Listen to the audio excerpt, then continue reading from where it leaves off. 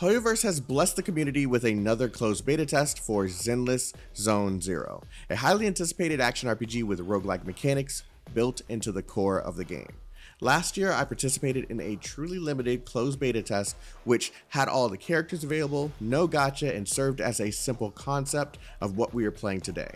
While this is still just a closed beta test with a lot more development needed before release, this test not only included more players getting a taste of Triple Z, but it also gives us an idea of what the game will truly look like closer to launch. What's up, fellow weeb and weebettes? It's your boy Chaotik, your connection to the coolest anime mobile games, and in this video, I'm going to talk about my experience coming from someone who has played the entirety of the story that's available in this closed beta test, a ton of side missions, built some of the characters, and participated in what I believe is the in-game content. This will serve as my review / full impressions of the game from top to bottom, so let's get it poppin'. First, what is Zenless Zone Zero? As mentioned earlier, Zenless Zone Zero is an action RPG with roguelike mechanics built in. However, the story is relatively simple to understand. You play the part of one of two siblings who are known proxies. Proxies are essentially those who take on missions within what are known as hollows. Hollows are basically infected areas that can infect humans and even turn them into monsters. However, diving into hollows is illegal, so it's a proxy's job to take on these tasks in exchange for items of value. The story is very colorful and fun, with some very serious moments, but I think this was just meant to be a fun title with moments that truly pull you in with the goal of building an attachment between you and the characters. So far, Triple Z does not have the depth of other games like Honkai Impact 3rd, Star Rail, or Genshin Impact. I've spent well over 40 hours playing Triple Z over the past week, and for the most part, the story was just a fun aspect that contributed to the life within the game. Things that I feel I must mention about the story are how much love was put into the animated cutscenes. I felt like I was watching an anime every single time a cutscene would appear. I also really like how some of the scenes within the game looked like I was reading a manga while still voiced to keep immersion. Very nice touches to the way the story is told. Moving on from the story, let's talk about the gameplay and how I feel about it. There are three aspects to the gameplay within Zenless Zone Zero. The hub, which is in the form of a city as well as other small areas. The HDD, which I'll refer to as the board system or the TV system. And the actual combat sequences. I'll try to keep this as short as possible while including as much information as I can. The city will act as a location where you'll play as the proxy you selected. Here, you'll buff your characters through coffee and food, accept missions from various people living within the city, level up your characters, bang boo, turn in quests, and so much more. This is basically where you'll do all the maintenance on your account. You'll spend some time here as you progress further into the game. Everything here can be done within minutes, but it's the amount of things that can stack over time that could possibly make it a bit time consuming. I honestly don't have any real issues with the hub system as it contributes well to the rest of the game. Usually I'd mention the artifact system, but I've long accepted that this isn't going to change, and it's become something that Hoyo is going to include in every single one of their games that features combat. It's one of those things where if you like the system or don't mind the system, well, you can continue playing Hoyo games, but if you don't like this system, you might as well get over it or play something else because it's not going anywhere. Now, moving past that, here is where I start to have a bit of mixed feelings for the game. The board system, otherwise known as the HDD, still needs to be reworked. In my previous review for Beta 1, I mentioned how boring the TVs were, and to be fair, they did improve on that. They added a ton of mini games, puzzles, and things to do in this board system, which is technically improving on it, but it's the opposite of what I feel we were asking for. I still don't like the TVs as it feels like a drag that I must force myself through in order to progress through the game. Since the announcement of the game, the selling point that has been making people excited to see more of the game has been the combat. Every trailer highlights exciting combat with various different beautiful characters. The combat is what's making everyone hype for Zenless Zone Zero, and it's because of this that makes the board system an unwelcome surprise as it just feels like an unnecessarily long way to disengage players. Now, roguelike systems aren't new, nor are they bad. I actually enjoy them myself, but this take on the roguelike aspect of Zenless Zone Zero has to be my least favorite.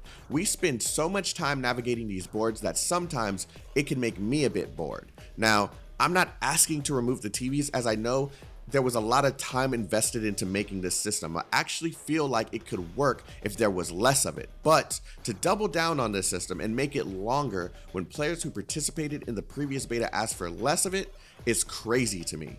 I spent more time in the board system than I did in actual combat or in the city, which really makes me feel like they're trying to do too much with these TVs.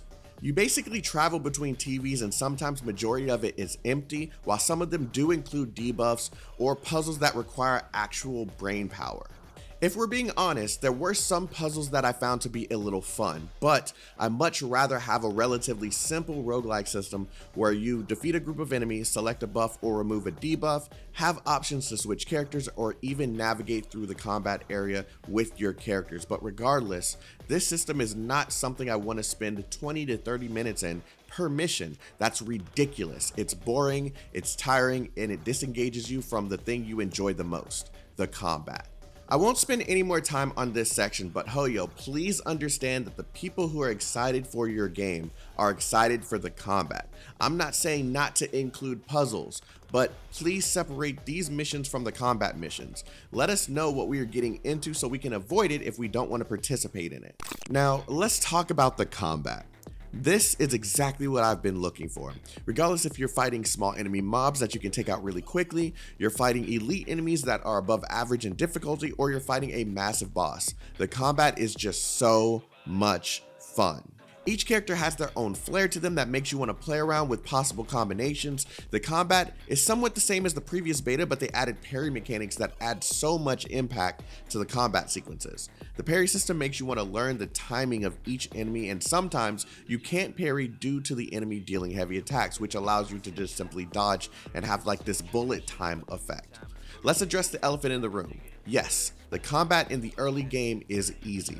I've seen many people complaining about the enemies in the first 10 hours of the game being way too easy, and I can kind of agree with this. I do think they should improve the AI and make them dodge more or attack more, but this is not any different to any of the other Hoyo games that I've played over the past couple of years. Usually all story enemies are really easy with maybe a boss or two that give you a tiny challenge, but this applies mainly only to the story combat and early side missions, and this applies to all Hoyo games. Honkai Impact 3rd, Honkai Star Rail, Genshin Impact, all of them have really easy combat at the very beginning. It's only after you reach a specific point when the depth within the combat and the gameplay starts to open up. In the case of Zenless Zone Zero, Hoyo has implemented 2 game modes that contain more combat, and some of it can become a little challenging. The 2 game modes are known as Rally Commissions and Hollow Zero Missions. Rally Commissions contain none of the board system mechanics at all. You'll spend all of your time defeating enemies and exploring the actual combat areas. These missions also include areas where you may find harder than normal bosses depending on your level, but there were a few times that I was clapped regardless of my level because I actually had to learn the enemy attack patterns. And at the end of these missions, you receive materials that you turn in for gear or artifacts, if that's what you want to call them. Now, while I want to say that this is everything that I've been asking for, the next game mode is called Hollow Zero, and this one is actually everything I expected Zenless Zone Zero to be. Hollow Zero is the perfect blend of the board system and the combat sequences. You'll spend time making choices as to which route you'll go through based on specific things you see on the board.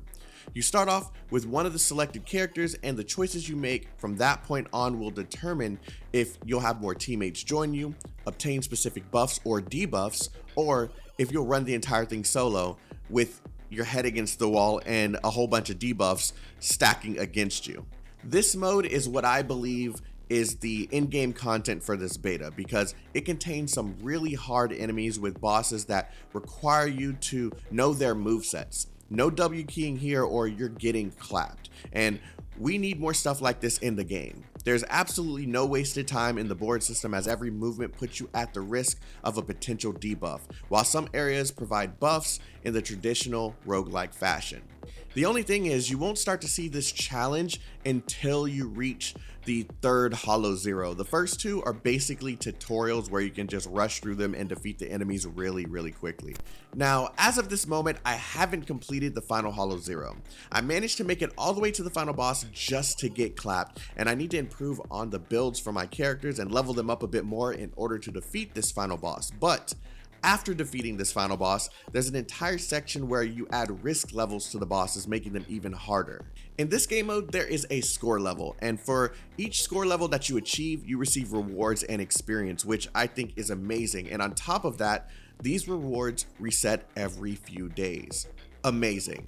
Hollow Zero is what I feel is the best part of the entire game, as it highlights every aspect of the game and puts them in their best form. You have the board system, which only contains what's needed to progress. No puzzles, no story, just ways to improve or make your party weaker. So let's go over how I feel about Zenless Zone Zero. While the story is fun and filled with a lot of amazing animations and storytelling, I can see a lot of players skipping this aspect of the game.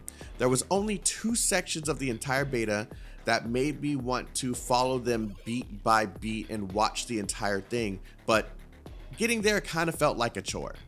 I'll most likely be watching the majority of the story in the game once the game releases, but there will be skipping in some of the boring parts. As for the characters in ZZZ, I love the character designs and how much personality goes into each of the characters. Everyone from the proxies, the Bang Boo, the playable and non-playable characters, it's all well done. I'd actually love for trust missions to be enhanced, where you learn about each character through detailed animated sequences that can only be unlocked by increasing the trust for each character. Moving on to the progression systems, they're basically exactly what you'd expect from other Hoyo games. I see little to no innovation here, and players can just max level everything or spend money to make their characters busted, since the multipliers in this game are so high for some of these characters. And some of the dupes for these characters, the abilities and things that you get for the dupes, are just insane. The overall gameplay is good, but the combat is where the game shines and could possibly be something that provides fun for both players who just want to see flashy stuff happen on the screen and those who want a challenge, but it falls short with how long it takes to get to the actual difficult stuff within the game and how much boredom you have to suffer through due to the board system within the game being so damn long. Overall, I'm just really excited to see if Hoyo will actually take the feedback and turn this into another masterpiece from their list of already amazing games. Let me know in the comments section what you think about Zenless Zone Zero after watching all the content that has been released from various creators. Don't forget to like the video to support my channel and share among other interested potential players. Have a wonderful day, stay healthy, stay safe, stay chaotic, love you guys, peace out.